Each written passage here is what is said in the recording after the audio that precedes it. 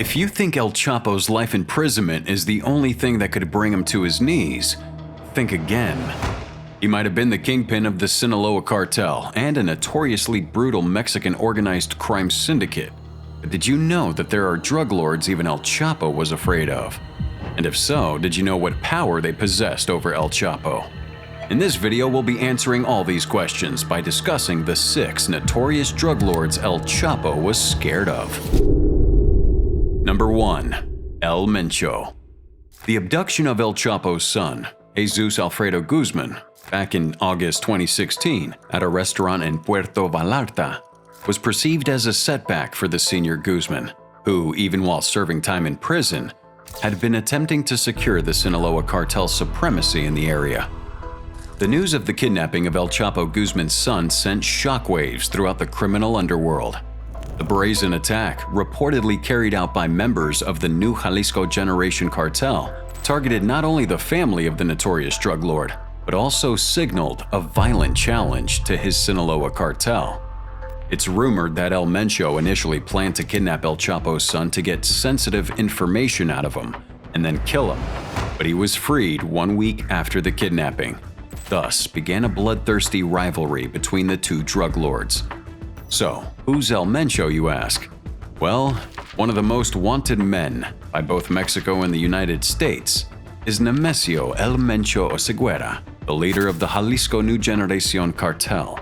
The DEA states that this cartel has a presence in at least 24 of Mexico's 32 states, making it one of the largest and most powerful criminal organizations in the country. Tonight, the DEA is offering $10 million for information leading to the arrest of the Mexican drug kingpin known as El Mencho.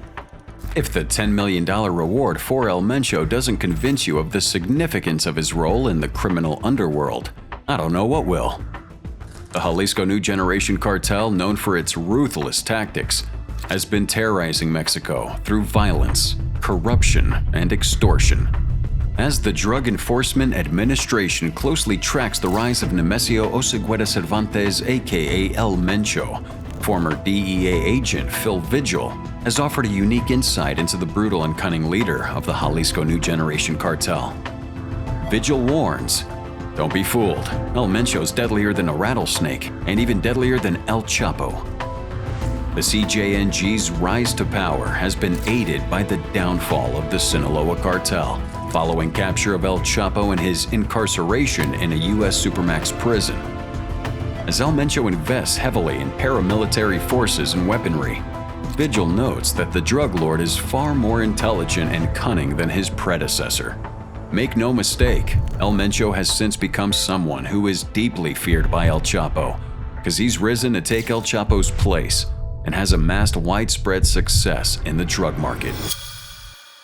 Number 2. El Mayo. I bet you didn't expect to see El Mayo on this list. But in the aftermath of El Chapo's extradition, the cartel faced a power struggle, as you might know.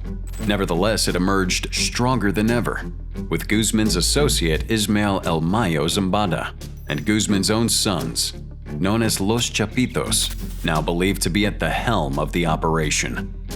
Ismael El Mayo Zambada Garcia is considered by many to be the real leader of the Sinaloa cartel, one of the most powerful and notorious drug trafficking organizations in the world.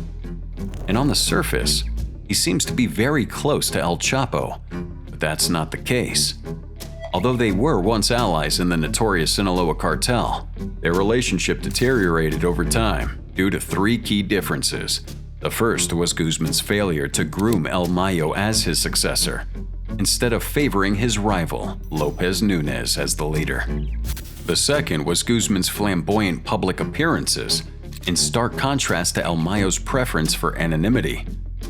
The final straw was Guzman's foray into show business, a move that El Mayo saw as a dangerous distraction from the business of narco-trafficking, because, as you might have already guessed, El Mayo prefers to stay in the shadows. As the founding fathers aged and fell, El Mayo urged Guzman to hand over control to a new generation of capable lieutenants, warning that failure to do so would mean risking everything at their own peril. There's a rumor, probably true, that El Mayo was with Guzman during his capture in Los Mochis, but managed to evade capture himself. They both escaped from the initial raid by disappearing into a sewer. Later, they allegedly hijacked a red Ford Focus from a woman and her child while covered in dirt. It is said that El Mayo returned the woman's purse before they parted ways, and while El Chapo was arrested, El Mayo was not. The whole thing seemed very staged. With Guzman now in prison for life, El Mayo, who was once his adjutant, is now expected to turn against him, showcasing the precarious nature of the criminal underworld. Number 3. The Beltran-Leyva brothers.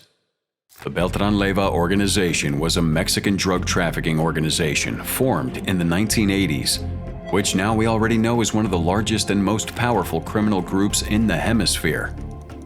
The BLO was founded by 4 brothers, Alfredo, Arturo, Carlos, and Hector Beltran-Leyva, who had grown up poor in the countryside near El Chapo. The brothers and Guzman had a long-standing relationship dating back to the 1980s, when they broke into the drug business as small-time poppy producers and later as hitmen and distributors for larger organizations such as the Guadalajara Cartel.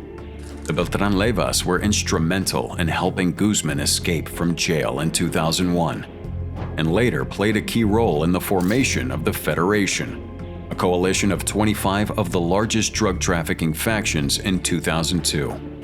However, tensions between the brothers and Guzman reached a boiling point after the army arrested Alfredo in 2008. Rumors circulated that El Chapo had handed over Alfredo to the security forces to get rid of a problem and regain the freedom of his son.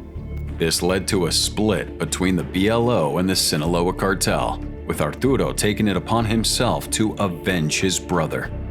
The split between the two organizations led to a surge in violence in Mexico, including the killing of 2 top police officials in Mexico City, which shocked the country's elite. The BLO has since seen its leadership decimated since 2009, while Guzman was able to maintain the Sinaloa Cartel status as the most wide-reaching criminal group in the hemisphere. But now that El Chapo's in prison, the BLO now have a strategic position in the drug market, and El Chapo fears he may have used up all his reserves of power. Number 4. Carrillo Fuentes. The ruthless drug war in northern Mexico took a deadly turn with the assassination of Julio Cesar El Cesarin Carrillo, son of infamous drug kingpin Amado Carrillo Fuentes. The 35-year-old, believed to be a leader in the new Juarez cartel and linked to the enforcer gang La Línea, was murdered inside his Sinaloa home. Carrillo's father, El Señor de los Cielos, was one of Mexico's most notorious drug lords, known for his massive fleet of aircraft that transported drugs from Central and South America to Mexico and across the border to the United States. However, the Lord of the Skies met a fateful end after undergoing plastic surgery to alter appearance and evade capture.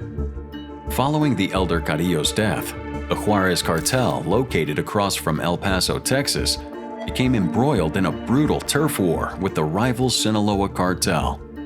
The conflict has only intensified since the extradition of Sinaloa kingpin El Chapo and the takeover of the cartel by his sons, Ivan Archibaldo, Jesus Alfredo, and Ovidio Guzman. Crime experts speculate that El Chapo's children, known as Los Chapitos, are behind Carrillo's murder as the Sinaloa cartel continues its reign of terror over the state. With the new Juarez cartel weakened by the split of its armed enforcement wing, La Línea, the drug war in northern Mexico shows no signs of slowing down. This lands Fuentes on top of the list of drug lords El Chapo fears, because he knows that debt has to be paid.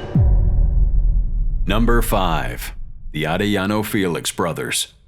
The Arellano Felix brothers were a notorious drug cartel based in Tijuana, Mexico.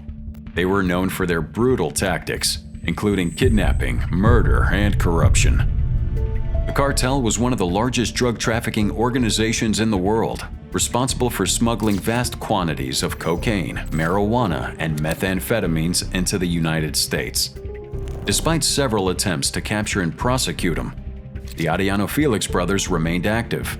until several of the brothers were eventually arrested and imprisoned, with the last one being captured in 2002. The testimony of a former Sinaloa cartel accountant shed new light on the gruesome world of Mexican drug trafficking. He revealed that El Chapo once bragged about the greatest pleasure he'd ever experienced: the murder of his longtime enemy and Tijuana cartel leader, Ramon Arellano Felix. According to Zambada, El Chapo had been trying to kill Arellano through his business partner and older brother El Mayo since 1992. In 2002, Arellano was finally assassinated in Mazatlan, Mexico, and Guzman allegedly said that the death had given him pleasure, as Arellano had killed many of his friends and was considered very dangerous. El Chapo, who's in prison for life, was once a rival of the Tijuana cartel, and the two organizations had waged a bloody war throughout the 1990s. El Chapo knows that the Felix brothers are still out to get him, and this terrifies him, because if they're unable to reach him, who else would be the next target? And number 6, the Flores twins. The identical twin brothers, Pete and Jay Flores, built a large drug trafficking empire and made international news as the reason for El Chapo's imprisonment. The story begins in a little village, Chicago, where they learned the family trade from a young age.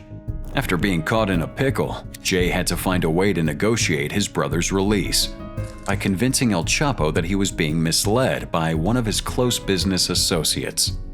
Jay's meeting with El Chapo sparked a new business relationship, and the twins found themselves at the table with the world's biggest drug lords. El Chapo, El Mayo, and Arturo Beltran welcomed the Flores brothers into the cartel family with open arms. But the Flores family once again found itself in an impossible situation. With the prospect of life in prison or a life taken away by other means hanging over their heads, Jay decided to save his family by ramping up cooperation with the U.S. government. They recorded incriminating calls and got El Chapo on tape. After 9 months of recording calls and feeding information to the DEA, Jay and Pete were taken into witness protection in the United States. This created a tide of bad blood with El Chapo, who was left in fear of the gravity of the substance he was going to be incriminated for. As we bring El Chapo's tale to a close, we're left with a haunting reminder of the brutal reality of the drug world, where rivalries are often settled with bloodshed and corruption runs rampant.